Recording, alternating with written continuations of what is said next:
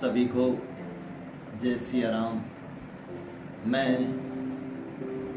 कई दिनों से लाइव आ रहा था फेसबुक इंस्टाग्राम पे, और आपको भजन सुना रहा था। कई दिनों से कोई कॉन्सेप्ट था मेरे मन के अंदर, फिर आज यूं ही बैठे बैठे मैंने सोचा, सोचने से क्या होता है, कुछ करना चाहिए। अतः आप सभी के मध्य मैं ये सारा कॉन्सेप्ट लेके आया हूँ। लोगों की आस्था प्रभु के, भगवान के ऊपर से हटती जा रही है, और ये सारा कारण इस कलयुग के प्रभाव से। मृत्युलोक पे जिस भी जीव ने जन्म ले लिया वह एक न एक दिन अवश्य जाएगा। भगवान श्री हरि ने रामचंद्र जी के रूप में, कृष्ण जी के रूप में अवतार लिया, और एक दिन उनको भी वापस जाना पड़ा। किंतु आप लोगों को शायद ये पता नहीं कि इस मृत्युलोक की एक बहुत ही बुरी और विचित्र बात है। क्या बात है वह बात है कि इस मृत्युलोक पे जो भी आ गया वह हमेशा विपरीत गति को प्राप्त हो रहा है।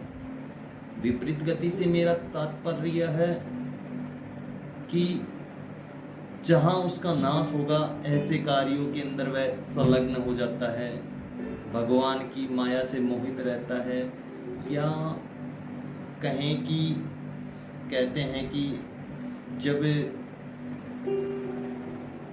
किसी का अंत होना हो तो उसकी सारी मति को भगवान हर लेते हैं और वह पतन की ओर बढ़ते ही चला जाता है। किसी की बात को सुनना नहीं, किसी की बात को मानना नहीं, ऐसा वह व्यक्ति करने लग जाता है। जिस प्रकार रामायण जी के अंदर रावण ने की पतन की तरफ जब वह बढ़ने लगा तो उसकी मति हर गई। वह न तो ये सोचा कि पराई स्त्री को हरण करना चाहिए, और हरण करने के बाद ना उसने अपनी पत्नी का, ना अपने भाई का, किसी का कहना नहीं माना, और जैसा मन में आया वैसा वह करता रहा। और इस मृत्युलोक पर आने के बाद में व्यक्ति अधोगति की ओर प्राप्त होता है। किस प्रकार? जैसे एक पतंगा होता है, बारिश के दिनों में आपने सभी ने देखे होंगे पतंगे निकलते हैं। वह पतंगे अग्नि की तरफ खींचे चले जाते हैं, और ये सबको ज्ञात है कि अग्नि के समीप जाने से वह जल जाएंगे, किंतु फिर भी वह उस अग्नि की तरफ खींचे चले जाते हैं। ऐसा इस मृत्युलोक पे चला आ रहा है। हम किसी को उसके हित की बात बताएं तो वह समझता है न जाने क्यों ये अपने को उपदेश दे रहा है, क्या कारण है इसका, क्या स्वार्थ है। वह हमारी ही कमियां ढूंढने लग जाता है। यह नहीं सोचता कि ये व्यक्ति हमारे हित की बात कर रहा है, हमारे लाभ की बात कर रहा है, किंतु नहीं। मैंने किसी को कहा कि जो सामने से रास्ता जा रहा है उस पे मत जाना, उस पे मत जाना, आगे सर्प बैठा है वह आपको डस लेगा या आपको हानि पहुंचा देगा। तो वह व्यक्ति बोला, लगता है महाराज जी आपने कुछ वहां रख के आए हैं या कुछ ऐसा देखा है और आप स्वयं तो उसको देख लिया किंतु हमें देखने से मना कर रहे हैं। वह वहां गया और उसको सर्प ने डस लिया। उसको वैद्य के पास लेके गए और उसका इलाज करवाया। तब मैंने सोचा, ये विचार किया कि तुलसीदास जी ने रामायण में कई बातें कही हैं जो बिल्कुल सही है। व्यक्ति या किसी को भी हम जिस कार्य के लिए मना करें वह उसी कार्य की ओर अग्रसर होता है। अपने नाश हेतु वह स्वयं ही गड्ढा खोदता है, उसमें दूसरा कोई ही भागीदार नहीं होता। ऐसा विचार कर मैंने एक रामायण श्रृंखला प्रारंभ करने की सोची। रामायण श्रृंखला से मेरा तात्पर्य यह है कि रामायण जी के अंदर, रामायण जी पढ़ते हैं हम, हनुमान चालीसा पढ़ते हैं, किंतु उसका अर्थ नहीं समझ पाते। वह क्या कहना चाहता है, क्या बताना चाहते हैं, वे शास्त्र क्या ज्ञान देना चाहते हैं, हम उसको नहीं ग्रहण करना चाहते। शास्त्र कहना कुछ चाहता है, हम उसका भाव कुछ और लगा रहे हैं और विपरीत गति की ओर अग्रसर होते रहते हैं। इसी कारण मैंने ये रामायण श्रृंखला प्रारंभ करने की सोची, जिसमें आपको मैं प्रतिदिन रामायण जी की जो चौपाइयाँ हैं उनके हिंदी अनुवाद बताऊंगा, जिनके माध्यम से आप जीवन को किस तरीके से खुशहाल बना सकते हैं, किस तरीके से आप प्रसन्न रह सकते हैं, अपने दुखों को किस प्रकार दूर कर सकते हैं और भगवान भोलेनाथ, श्री रामचंद्र जी महाराज, हनुमान जी महाराज की कृपा किस प्रकार प्राप्त कर सकते हैं, जीवन जीने के तरीके, जीवन के अंदर क्या नियम होने चाहिए, ये सभी मैं आपको बताऊंगा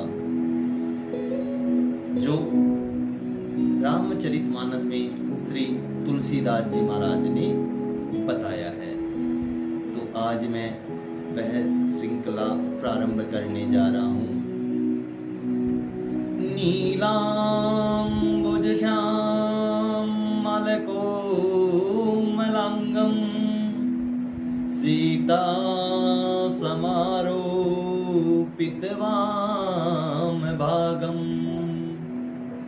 पाणो महासायकचारुचापं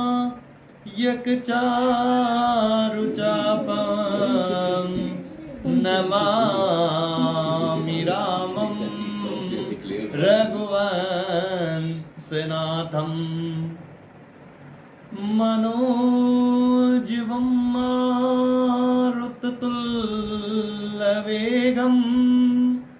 जितेन्द्रियं बुद्धिमतां वरिष्ठं वातात्मजं वा नरयोक्तमुख्यं श्रीरामदूतं शरणं प्रपद्ये। ब्रह्मा मुरारी त्रिपुरान्तकारी भानु शशि भूमिसुतो बुधश्च गुरुश्च शुक्रो शनि राहु केतवः सर्वे गृहाशान्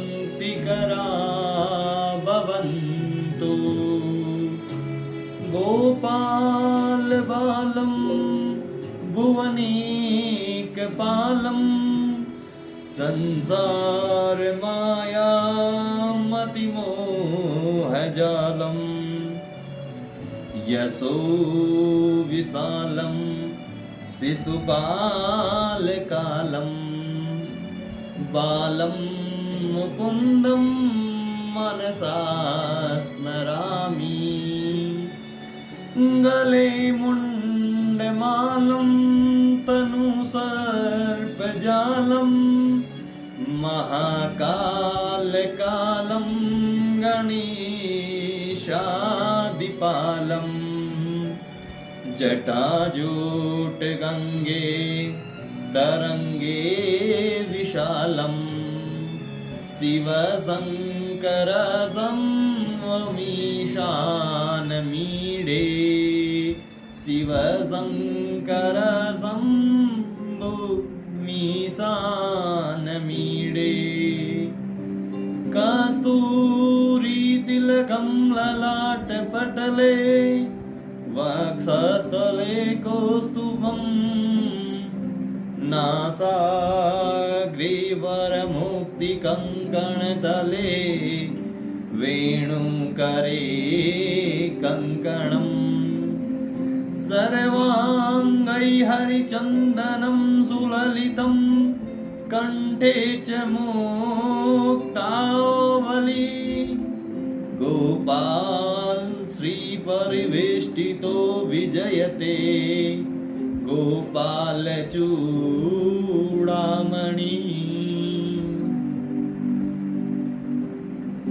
जय सिया राम। प्रतिदिन आज तो कुछ समय ज़्यादा लग गया। प्रतिदिन ये 10 से 15 मिनट का सेशन रहेगा जिसमें मैं आपको रामायण रामचरितमानस में जो दोहे इत्यादि लिखे हुए हैं उनके हिंदी अर्थ से अवगत कराऊंगा। उनके बारे में बताऊंगा कि इनके अंदर भगवान क्या कहना चाहते हैं। बड़े ही सुंदर तरीके से तुलसीदास जी ने वर्णन किया है। मैं भी कुछ समय पूर्व इसको पढ़ रहा था। मेरे को बड़ी आनंद की अनुभूति हुई। तब मैंने सोचा कि ऐसे ज्ञान से इस जगत को भी अवगत कराया जाए ताकि उनका भी आप सभी का भी कल्याण हो सके। कुछ नियम आप भी अपने कुछ लक्ष्य से आप भी अपने जीवन में बना सकें और उनको प्राप्त करने के लिए आप जुट सकें और बाबा महाकाल श्री रामचंद्र जी महाराज, श्री बालाजी महाराज, हनुमान जी महाराज की कृपा आप पर बनी रहे। इसी के साथ ये मैं प्रारंभ कर रहा हूँ। श्री राम जी की कथा चंद्रमा की किरणों के समान है जिसे संत रूपी चकोर सदा पान करते हैं। ऐसा ही संदेह पार्वती जी ने किया था। यह जो कथा है श्री रामचंद्र जी महाराज की जिसे स्वामी तुलसीदास जी ने शब्द रूपी मालाओं के रूप में रामचरितमानस के रूप में पिरोया है, बहुत ही सुंदर है। ये कथा चंद्रमा की किरणों के समान है, पावन, पवित्र और तृप्त करने वाली। इसको प्राप्त करके जीवन का जो आनंद प्राप्त होता है वह वाणी से बयां नहीं किया जा सकता। और उस की किरणों को संत रूपी, सज्जन रूपी व्यक्ति उसका ग्रहण करते हैं, उसको आह्वान करते हैं, अपने जीवन में चरितार्थ करते हैं। ऐसा ही संदेह पार्वती जी ने किया था। तब महादेव जी ने विस्तार से उनका प्रश्न का उत्तर दिया था। वही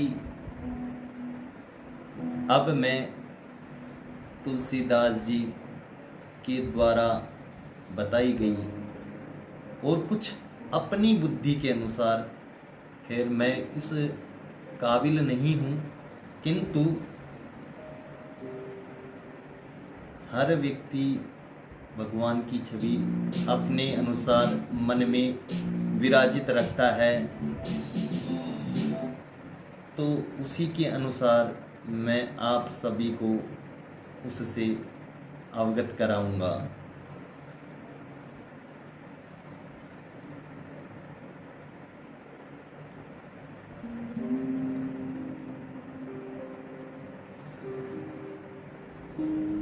उमा और शिव जी का जो संवाद है वह मैं आपको बताता हूँ।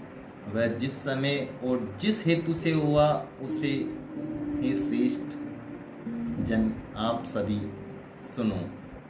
आपका मन का सारा संशय मिट जाएगा और इस जगत के जो दुखों के कारण हैं उनका आपको पता लगेगा और उनको किस प्रकार दूर किया जा सकता है, इस विषय में भी आपको ये कथा सुनकर ज्ञात होगा। एक बार ये सारी कथा भगवान श्री रामचंद्र जी से जुड़ी हुई है। त्रेता युग की समय की बात है। भगवान भोलेनाथ जगत जननी माता सती जी के साथ अगस्त्य ऋषि के पास उनके आश्रम में गए। ऋषि ने संपूर्ण जगत के ईश्वर को जानकर उनका अभिवादन किया, उनका पूजन किया, उनका सत्कार किया और फिर ऋषिवर ने भगवान भोलेनाथ से, महेश्वर से हरि भक्ति के बारे में पूछा और भगवान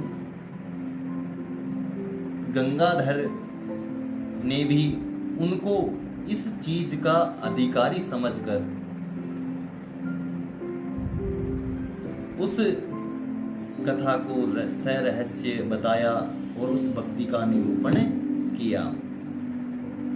श्री रघुनाथ जी के गुणों की कथाएं कहते सुनते कुछ दिनों तक शिव जी वहां रहे और फिर मुनिष्य श्रेष्ठ से विदा मांगकर शिव जी दक्ष कुमारी सती जी के साथ अपने निवास स्थान, अपने घर कैलाश को चल दिए। उन्हीं दिनों जो पृथ्वी पर पाप रूपी भार बना हुआ था उसको उतारने के लिए भगवान हरि ने रघुवंश में अवतार लिया था।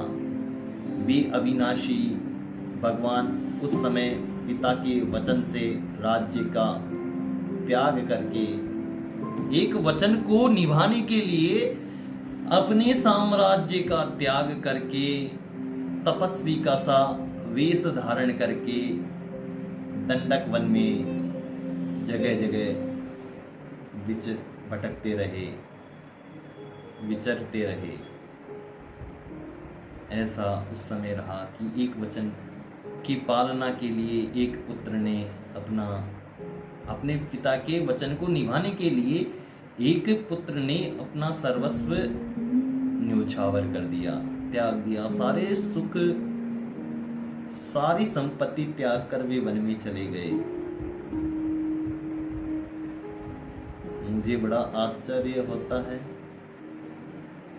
कि वह समय कहाँ चला गया। आज जब हम देखते हैं रोज न्यूज़पेपर में प्रकाशित होते हैं। एक पुत्र ने अपने पिता की हत्या कर दी, फला डिमका, सब यही चलता रहता है। न जाने इस पृथ्वी पर जो पाप फिर से बढ़ गया है, इस धरा पे जो पाप फिर से बढ़ गया है, उसका नाश करने के लिए वही हरि न जाने कब अवतरित होंगे। शिव जी हृदय में विचारते जा रहे थे कि भगवान के दर्शन तो मुझे करने हैं। भगवान भोलेनाथ श्री रामचंद्र जी का ध्यान करते थे, उनके अनन्य वे भक्त थे। तो उन्होंने मन में ठान लिया कि भगवान का मुझे आज दर्शन करने हैं। वो किस प्रकार से होंगे, क्या किया जाए, ऐसा वह हृदय में विचार कर रहे थे, सोच रहे थे। प्रभु ने गुप्त रूप के अंदर अवतार लिया है, मेरे वहां जाने से सभी लोग जान जाएंगे कि प्रभु ने वहां पे अवतार ले लिया है। श्री शंकर जी के हृदय में इस बात को लेकर बड़ी खलबली उत्पन्न हो गई, परंतु सती जी इस भेद को नहीं जानती थी। शिव जी के मन में भेद खुलने का डर था, परंतु दर्शन के लोभ से उनके नेत्र ललचा रहे थे। श्री राम जी को देखने की उनके नेत्रों में लालसा थी, तो वह लालसा उनके नेत्रों में साफ प्रतीत हो रही। रावण ने अपनी मृत्यु मनुष्य के हाथ से मांगी, ऐसा वरदान उन्होंने ब्रह्मा जी से मांगा। ब्रह्मा जी के वचनों को प्रभु सत्य करना चाहते हैं। मैं जो पास नहीं जाता हूं तो बड़ा पछतावा रह जाएगा। इस प्रकार शिव जी विचार कर रहे थे, परंतु कोई भी ऐसा उपाय उनको नहीं मिल पा रहा था। ऐसी उनकी कोई युक्ति नहीं बैठ रही थी जिसके द्वारा वे गुप्त रूप से प्रभु का दर्शन भी प्राप्त कर लें और किसी को पता भी नहीं चले। लेकिन कहते हैं कि भेद तो भेद होता है, अंजलि का पानी कितनी दूर तक चल सकता है, एक ना एक दिन तो सबके समक्ष प्रस्तुत हो ही जाएगा। इस प्रकार महादेव जी चिंता के वश हो गए, चिंता करने लगे। उसी समय रावण ने जाकर मारीच को साथ लिया और वह तुरंत कपट मृग का रूप धारण कर और छल करके सीता जी को हर के ले गया। उसे श्री रामचंद्र जी के वास्तविक प्रभाव का कुछ पता न था। मृग को मारकर भाई लक्ष्मण सहित श्री हरि आश्रम में आए और उसे खाली पाया। उनके नेत्रों में आंसू भर आए। कैसा वह दृश्य होगा, प्रभु जगत जननी के लिए रो रहे थे, उनके आंसू नहीं रुक रहे थे। श्री रघुनाथ जी मनुष्यों की भांति विरह से व्याकुल हैं और दोनों भाई वन में सीता को खोजते हुए फिरते हैं। ये उस समय का प्रेम था। आज का प्रेम कुछ साल तक, कुछ शब्दों तक ही टिक पाता है। लोग न जाने किस कारण से ऐसा कार्य करते हैं। विवाह कर लिया, सब जरा सी छोटी सी बात पे पति पत्नी में अनबन हो गई और पति ने पत्नी को त्याग दिया या पत्नी ने पति को त्याग दिया। दहेज का आजकल ये भी बहुत चल रहा है, दहेज का इत्यादि का केस लगा दिया। अरे ऐसे मूर्ख पतियों से और ऐसी मूर्ख पत्नियों से मैं निवेदन करता हूं कि एक बार आप श्री रामचंद्र मानस का पठन करें तो जो सच्चा प्रेम होता है उसके बारे में आपको मालूम होवे। कुछ पता ही नहीं है प्रेम क्या है, क्या प्रेम नहीं है। इस जो कुछ समय में नष्ट हो जाए ऐसा प्रेम नहीं हो सकता। ये एक स्वार्थ ही हो सकता है। उस स्वार्थ के ऊपर आपने अपने विवाह इत्यादि का घर खड़ा किया है तो वो ज़्यादा दिनों तक नहीं रुक सकता, ज़्यादा दिनों तक नहीं ठहर सकता। एक ना एक दिन एक हवा का झोंका भी उसे गिरा ही देगा।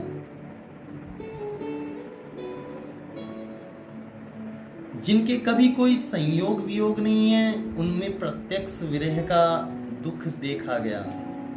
श्री रघुनाथ जी का चरित्र बड़ा ही विचित्र है। उसको पहुंचे हुए ज्ञानी जन ही जानते हैं। जो मंद बुद्धि है वे तो विशेष रूप से मोह के वश होकर हृदय में कुछ दूसरी ही बात समझ बैठते हैं। उसका अर्थ नहीं जान पाते, उसको समझ नहीं पाते, उस ज्ञान को ग्रहण नहीं कर पाते।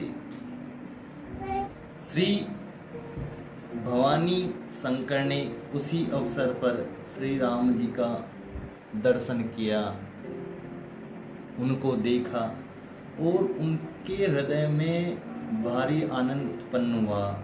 उन शोभा के समुद्र श्री रामचंद्र जी को शिव जी ने नेत्र भर के देखा, परंतु अवसर ठीक न जानकर परिचय नहीं किया। बिना परिचय ही वहाँ से लौट आए। जगत को पवित्र करने वाले सच्चिदानंद की जय हो, इस प्रकार कहकर कामदेव का नाश करने वाले श्री शिव जी वहाँ से चल पड़े। भगवान भोलेनाथ ने श्री रामचंद्र जी को देखा।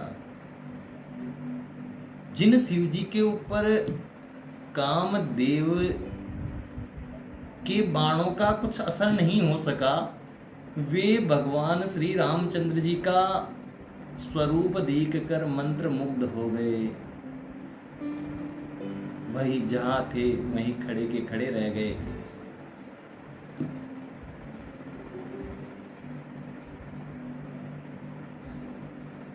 कृपा निधान शिव जी बार बार आनंद से पुलकित होते हुए सती जी के साथ चले जा रहे थे। सती जी ने शंकर जी की वह दशा देखी तो उनके मन में भी बड़ा संदेह उत्पन्न हो गया।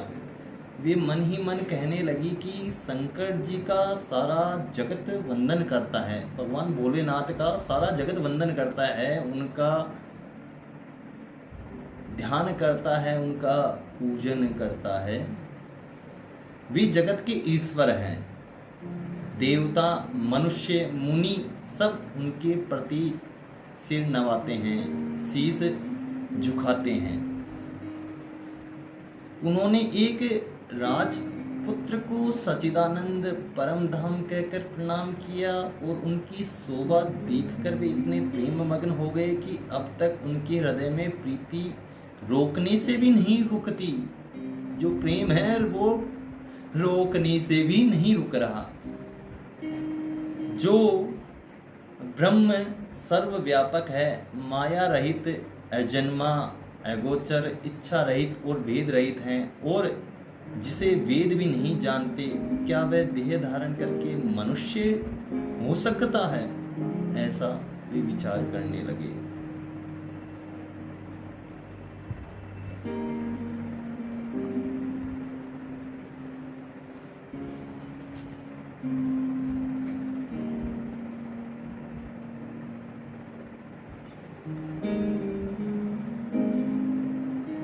देवताओं के हित के लिए मनुष्य शरीर धारण करने वाले जो विष्णु भगवान हैं, वे भी शिव जी की भांति सर्वज्ञ हैं। वे ज्ञान के भंडार, लक्ष्मीपति और असुरों के शत्रु भगवान विष्णु क्या अज्ञानी की तरह किसी स्त्री को खोजते हुए वन के अंदर विचरण कर सकते हैं? ऐसा उनके मन में प्रश्न उठने लगा। माता सती के मन में ऐसे प्रश्न उठने लगे। फिर शिव जी के वचन भी झूठे नहीं हो सकते। सब कोई जानते हैं कि शिव जी सर्वज्ञ हैं, सब कुछ जानने वाले हैं।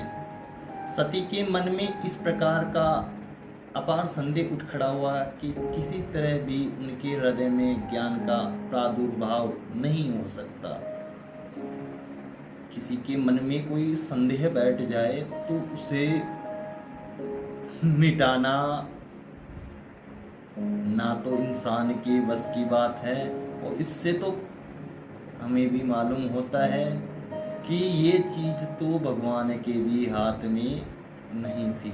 जब तक कि उनको प्रत्यक्ष प्रमाण नहीं दिया जाए, वह संदेह निवृत्त नहीं हो सकता। यद्यपि भवानी जी ने प्रकट कुछ नहीं कहा, किंतु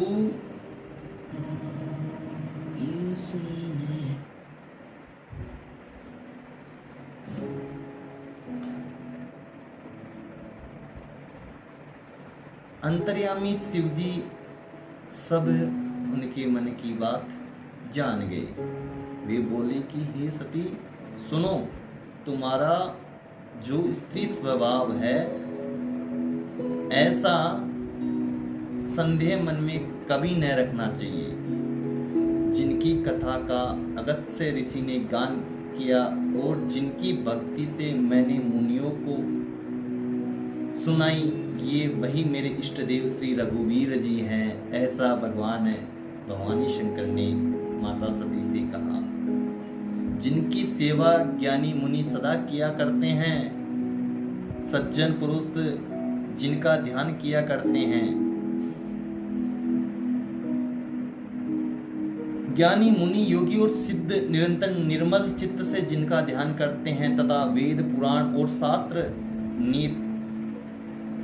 नेति नेति कहकर जिनकी कीर्ति गाते हैं, उन्हीं सर्वव्यापक समस्त ब्रह्मांड के स्वामी मायापति नित्य परम स्वतंत्र ब्रह्मरूप भगवान श्री राम जी ने अपने भक्तों के हित के लिए रघुकुल के अंदर श्री रामचंद्र जी के रूप में अवतार लिया है।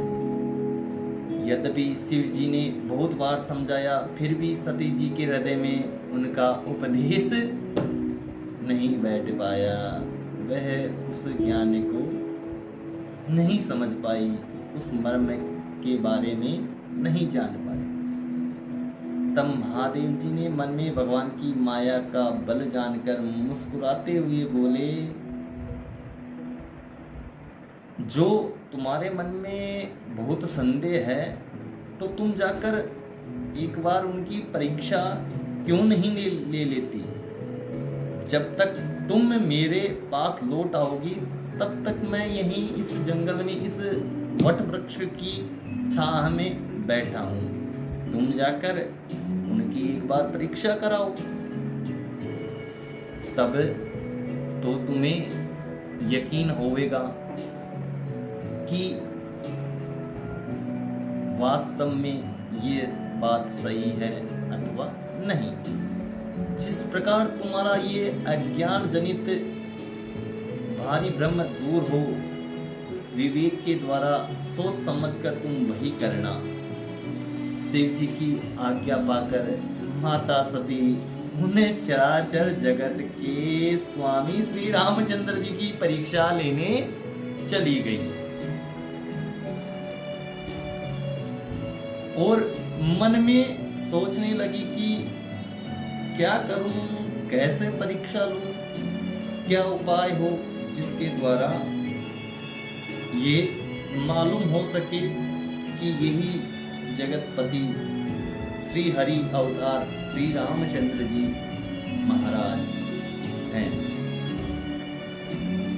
इधर शिव जी ने मन में ऐसा अनुमान किया कि दक्ष कन्या सती का कल्याण नहीं है।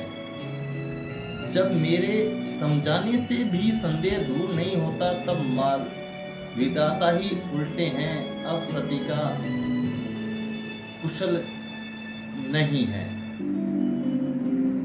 जो कुछ राम ने रच रखा है वही होगा। तर्क करके कौन शाखा बढ़ावे। तर्क से बाद कुतर्क की तरफ बढ़ सकती है। ये सोचकर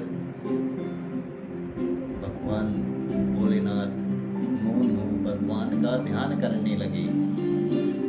ऐसा कहकर शिव जी भगवान श्री हरि का नाम जपने लगे और सती वहां गई जहां सुख के धाम प्रभु श्री रामचंद्र जी महाराज विराजमान थे।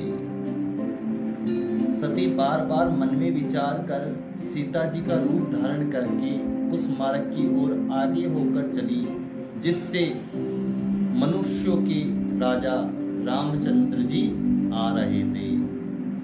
अर्थात जिस जैसे इस तरफ से श्री रामचंद्र जी और उनके विपरीत दिशा से सती जी माता सीता का रूप धारण करके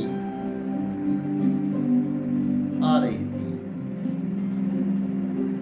सती जी के बनावटी वेश को देखकर लक्ष्मण जी चकित हो गए और उनके हृदय में बड़ा भ्रम उत्पन्न हो गया।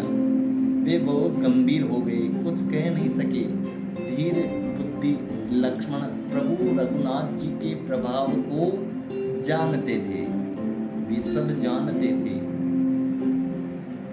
सब कुछ देखने वाले और सबके हृदय की जानने वाले देवताओं के स्वामी श्री रामचंद्र जी सती के कपट को जान गए कि ये माता सती हैं और ये मेरी परीक्षा लेने के लिए सीता जी का जनक नंदनी का रूप धारण करके यहाँ आए हैं। जिनके स्मरण मात्र से ज्ञान का नाश हो जाता है वही सर्वज्ञ भगवान श्री रामचंद्र जी हैं। उनका तो स्मरण ही कई क्लेशों को दूर करने वाला है। स्त्री स्वभाव का असर तो देखो कि वहां भी सती जी छिपाव करना चाहती हैं। अपनी माया के बल को हृदय में बनाकर श्री रामचंद्र जी से हंसकर कोमल वाणी से श्री रामचंद्र जी बोले। पहले प्रभु ने हाथ जोड़कर माता सती को प्रणाम किया और पिता सहित अपना नाम बताया कि मेरा नाम रामचंद्र है, मेरे पिता का नाम दशरथ जी हैं और दशरथ जी अयोध्या के राजा हैं और उनके वचन जो उन्होंने दिया था उसको पूर्णता प्रदान करने के लिए मैं इस वन में विचरण कर रहा हूं। फिर कहा कि वृषकेतु शिव जी कहाँ हैं? उन्होंने माता सती से ही पूछ लिया कि भगवान भोलेनाथ कहाँ हैं? माता आप तो आ गए लेकिन भोले बाबा कहाँ हैं? आप यहाँ वन में अकेली किस लिए फिर रही हैं? श्री रामचंद्र जी के कोमल और रहस्य भरे वचन सुनकर सती जी को बड़ा संकोच हुआ। वे डरती हुई चुपचाप बिना कुछ और कहे शिव जी के पास चली। उनके हृदय में बड़ी चिंता हो गई कि ये मैंने क्या कर दिया, कि मैंने शंकर जी का कहना न माना और अपने अज्ञान का श्री रामचंद्र जी पर आरोप किया। अब जाकर मैं शिव जी को क्या उत्तर दे पाऊंगी। ये सोचते सोचते सती जी के हृदय में अत्यंत भयानक जलन पैदा हो गई। श्री रामचंद्र जी ने जान लिया कि सती जी को दुख हुआ। तब उन्होंने अपना कुछ प्रभाव प्रकट करके उन्हें दिखलाया। सती जी ने मार्ग में जाते हुए को तो देखा कि श्री रामचंद्र जी, सीता जी और लक्ष्मण सहित आगे चले जा रहे हैं। इस अवसर पर सीता जी को इसलिए दिखाया कि सती जी श्री राम के सच्चिदानंदमय रूप को देखे, वियोग और दुख की कल्पना जो उन्हें हुई थी वह दूर हो जाए तथा वे प्रकृतिस्थ हो जाए। तब उन्होंने पीछे की ओर फिरकर देखा तो वहां भी भाई लक्ष्मण जी और सीता जी के साथ श्री रामचंद्र जी सुंदर वेश में दिखाई दिए। मतलब जिस तरफ भी माता सती अपना मुख घुमाती उस तरफ श्री रामचंद्र जी, माता जानकी और लक्ष्मण जी उन्हें चलते हुए दिखाई प्रतीत होते।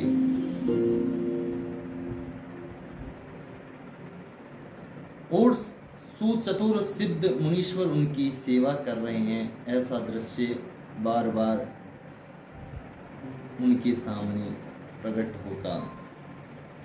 सती जी ने अनेक शिव, ब्रह्मा और विष्णु देखे जो एक से बढ़कर एक असीम प्रभाव वाले थे।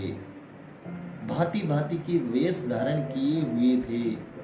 सभी देवता श्री रामचंद्र जी की चरणों की वंदना कर रहे थे, उनके चरणों की सेवा कर रहे थे।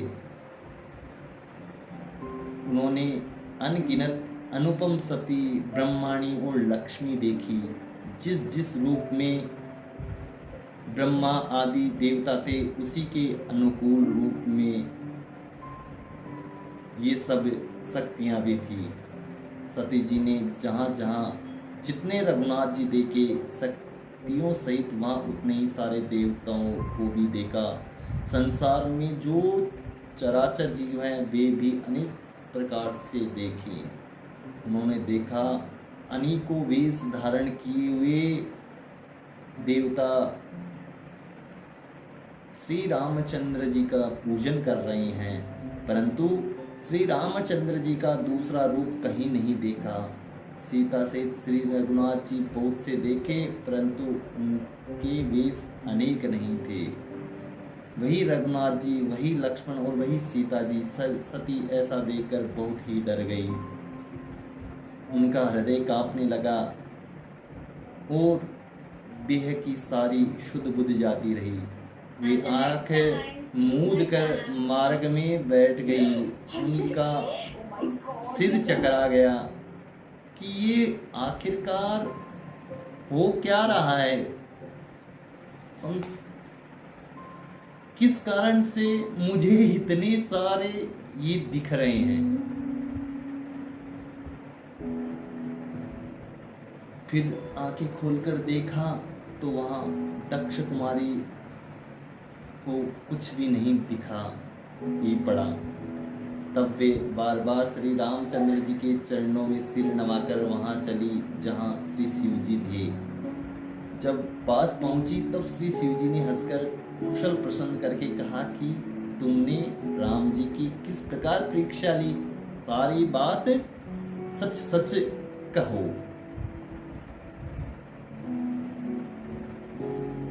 ये यहाँ पर मास प्रायण का दूसरा विश्राम समाप्त हुआ। जय सिया राम। इसके आगे की कथा हम अगले भाग में आपको बताएंगे। जय सिया राम। बाबा महाकाल की कृपा से आप सभी सकुशल रहें, ऐसी मेरी कामना है।